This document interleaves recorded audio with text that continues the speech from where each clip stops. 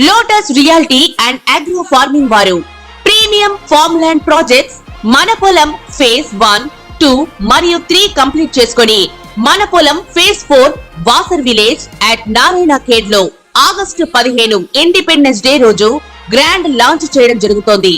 Launching మరియు independence day సందర్భంగా 5 guntas land out rate లో బుక్ చేసుకున్న వారికి 1,50,000 రూపాయల డిస్కౌంట్ తో పాటు 2 గ్రాముల గోల్డ్ ఫ్రీగా ఇస్తున్నారు. పూర్తి వివరాలకు సంప్రదించండి. శ్రీమాత్రే నమః. సద్గురు జ్యోతిషాలయం 2024 సెప్టెంబర్ ద్వాదశ రాశుల యొక్క ఫలితాన్ని మనం తెలుసుకోబోతున్నాం. ఈ నెల గ్రహాల యొక్క కదలిక ఎలా ఉంది అంటే, సెప్టెంబర్ నెలలో రవి, బుధుడు, శుక్ర గ్రహాలు రాశులు మారడం జరుగుతుంది. రవి కన్యారాశిలోను, బుధుడు సింహరాశిలోను, శుక్రుడు తులారాశిలోను సంచారం ప్రారంభించేస్తున్నారు. దీని ద్వారా ద్వాదశ రాశులకి ఎలా ఉండబోతుందో ఒక్కొక్క రాశిగా మనం విశ్లేషించుకుందాం. జ్యోతిషాస్త్రరీత్యా ద్వాదశ రాశుల్లో 7వ రాశి అయినటువంటి తులారాశి మిత్రులారా, మీరు చిత్తా నక్షత్రం 3, 4 పాదములు, స్వాతి నక్షత్రం 1, 2, 3, 4 పాదములు, విశాఖ నక్షత్రం 1, 2, 3 పాదాలకు జన్మించిన మీరు తులారాశి వారిగా పరిగణించబడుతున్నారు. ఈ సెప్టెంబర్ నెల మీకు శుభాశుభ ఫలితాలు ఎలా ఉన్నాయంటే, గత కొన్ని నెలలుగా మానసికంగా, సామాజికంగా, శారీరకంగా క్షోభ అనుభవిస్తున్నటువంటి మీకు కాస్త ఉపశమనం అని చెప్పచ్చు ఈ యొక్క తులారాశి వారికి. బుధుడు 10వ ఇంటికి, 5వ ఇంట్లోని శని తిరోగమనంలో, 11వ ఇంట్లో సూర్యుడు, కుజుడి నెల మొత్తం 9వ ఇంట్లో, 12వ ఇంట్లో రాహు మరియు కేతువు, బృహస్పతి 8వ ఇంట్లో గ్రహాలు ఉండడం వల్ల ఫస్ట్ ఉద్యోగులకు తీసుకుంటాం, జీతభత్యాలు పెరిగే అవకాశాలు ఉన్నాయి. వృత్తి వ్యాపార పరంగా రాబడి పెరిగే అవకాశాలు ఉన్నాయి. లీగల్గా కోర్టు వ్యవహారాలు ఏమైనా ఉంటే ఒక కొలిక్కి వచ్చే అవకాశాలు ఉంటాయి.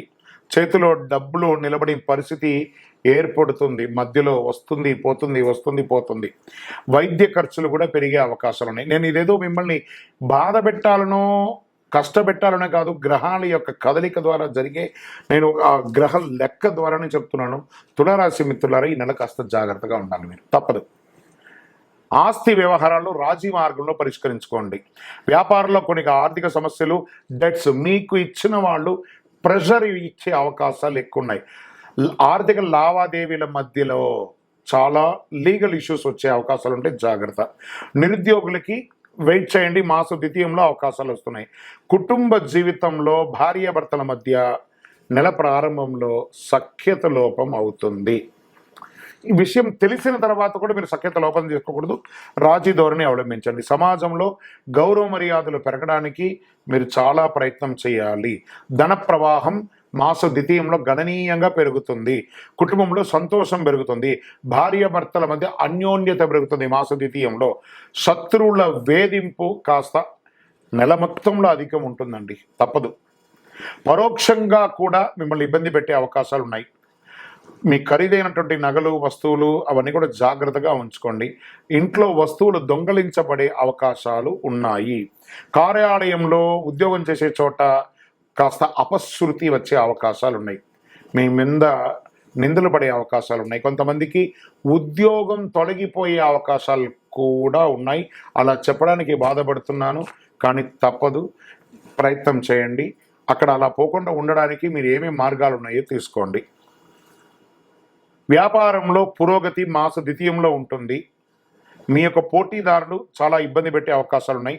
ప్రభుత్వం నుంచి కూడా మీకు స్ట్రెస్, మీరు ఏదో పర్మిషన్స్ కోసం పెట్టిన లెటర్స్ కానీ లేకపోతే ఇంకోటైనా ఏదైనా ఉంటే కూడా అది కూడా కాస్త జాప్యం అయ్యే అవకాశాలు బాగా ఉన్నాయి. క్రీడాకారులకి సాహసోపేతమైనటువంటి క్రీడలో పాల్గొనేటప్పుడు చాలా జాగ్రత్తగా వ్యవహరించండి. మానసిక ఒత్తిడి, స్ట్రెస్ పెరుగుతూ ఉండడం వల్ల కొంచెం మైగ్రేన్ లాంటిది మీకు వచ్చే అవకాశాలు ఉన్నాయి. దినచర్యను మంచి చక్కగా వ్యాయామం లాంటిది చేయండి. ఈ నెల కాస్త ఇబ్బందిగా ఉంది కాబట్టి ఏదైనా తీర్థాటనం, క్షేత్రానికి వెళ్ళి ఇష్టదైవాన్ని ప్రార్థన చేయండి. రాజకీయ నాయకులకి ఇది గడ్డు కాలం, తస్మాత్ జాగ్రత్త. షేర్ మార్కెట్ అసలు ముట్టుకోవద్దు. మీడియా రంగం వారికి కూడా మిశ్రమమే. ఐటీ రంగంలోనే చాలా మార్పులు జరగబోతున్నాయి. తులారాశిలో ఉన్నటువంటి ఐటీ రంగంలో ఉద్యోగస్తులకి ఒకటి, మీ ఉద్యోగం వదలడం జరగచ్చు, లేదా ఉన్న ఉద్యోగంలో నుంచి పై పదవికైనా కింది పదవికైనా వెళ్ళొచ్చు, లేదా ఈ ఉద్యోగం మార్పు అయినా జరగవచ్చు. వివాహం కాని వారికి ఇంకొక నెల వెయిట్ చేయండి. సరే, ఈ నెల మంచి రోజులు ఏమైనా ఉన్నాయి అంటే సెప్టెంబర్లో 3వ తారీఖున, 6వ తారీఖున, 9వ తారీఖున, 12వ తారీఖున, 15వ తారీఖున, ప్రతి 3 రోజులకి ఒక రోజు బాగుంది. చంద్రాష్టమం సెప్టెంబర్ 22/9/2024 6:09 ఉదయం నుండి 24/9/2024 9:55 ఉదయం వరకు చంద్రాష్టమం ఉంటుంది. చాలా జాగ్రత్త.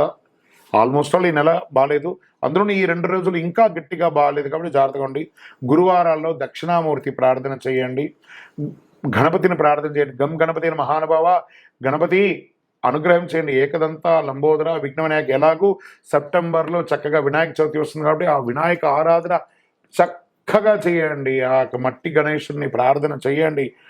అన్ని రకాలుగా బాగుంటుంది. ఆరోగ్యం పట్ల జాగ్రత్త వహించాలి. వాహనం నడిపేటప్పుడు జాగ్రత్త జాగ్రత్త జాగ్రత్త. మళ్ళీ తులారాశి మిత్రులారా, ఈ నెల జాగ్రత్త.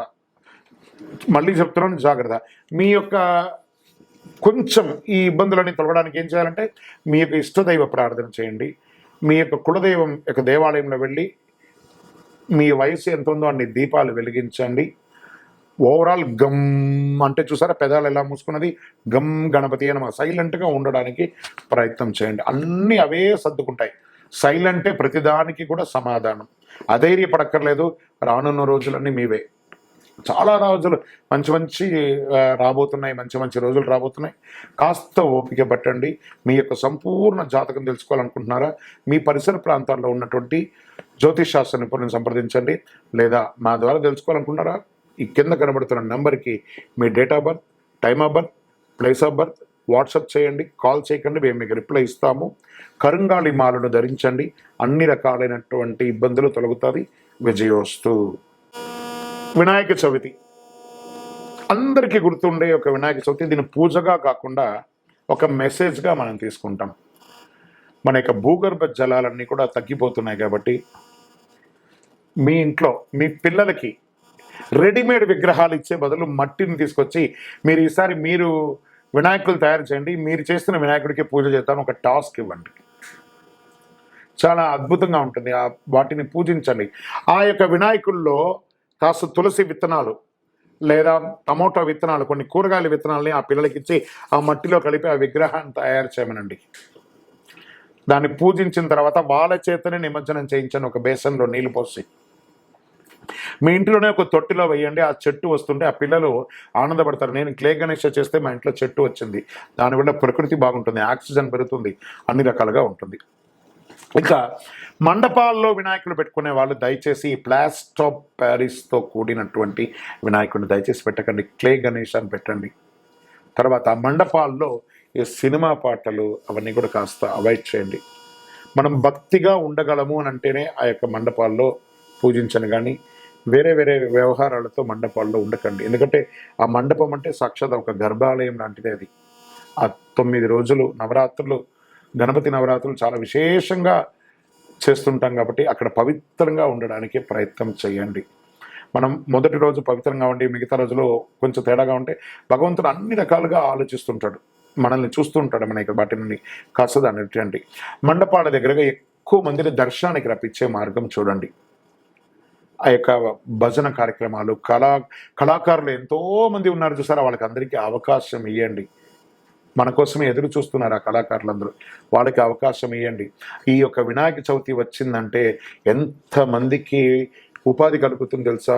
ఆకులు, అలములు, మట్టి గణపతులు, పూజా ద్రవ్యాలు, భోజనాలు, మండపాలు, ఫోటోలు, ఫ్రేమ్లు, సెంటరింగ్లు, వాహనదారులు, వాయిద్యకారులు, ఎంతమందికి మనం తెలియకుండానే పరోక్షంగా మనం ఉపాధి కల్పిస్తున్నాం చూస్తారా. అందుకే భగవంతుడు గణపతితో ప్రారంభించి అద్భుతమైనటువంటి అవకాశాలు మనకి ఇస్తున్నాడు.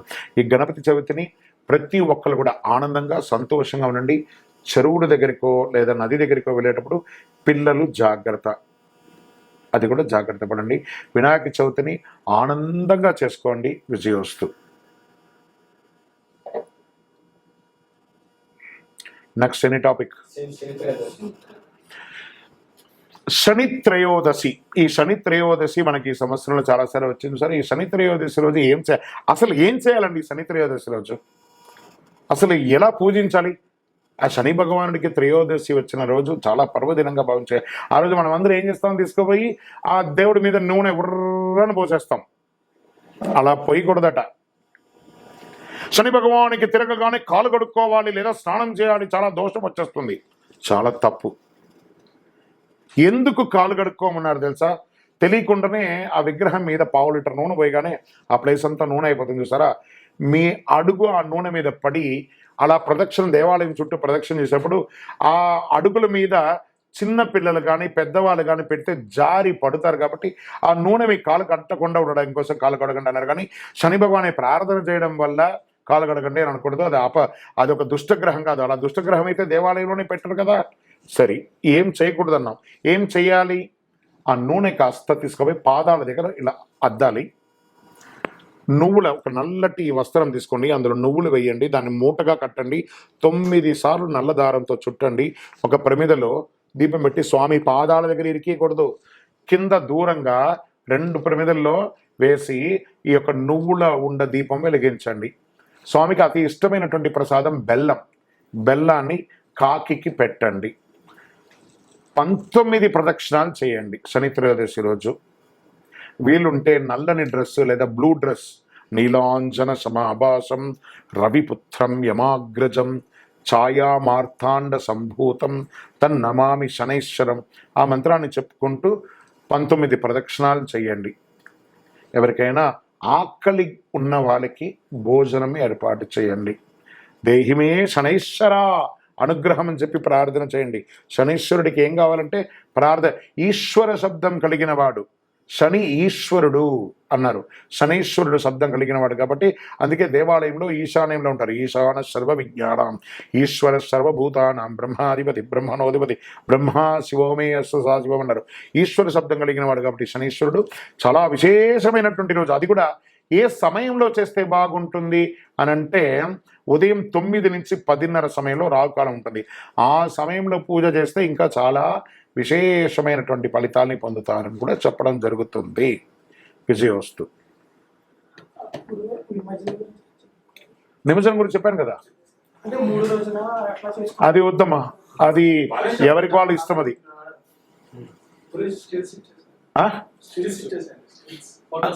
Stills okay.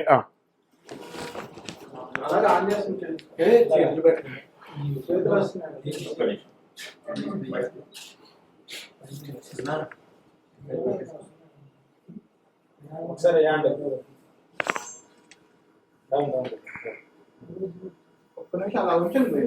కొంచెం అలా yes right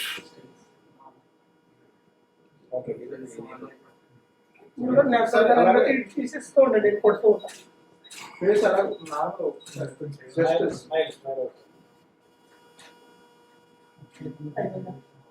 ఓకేనా? Okay okay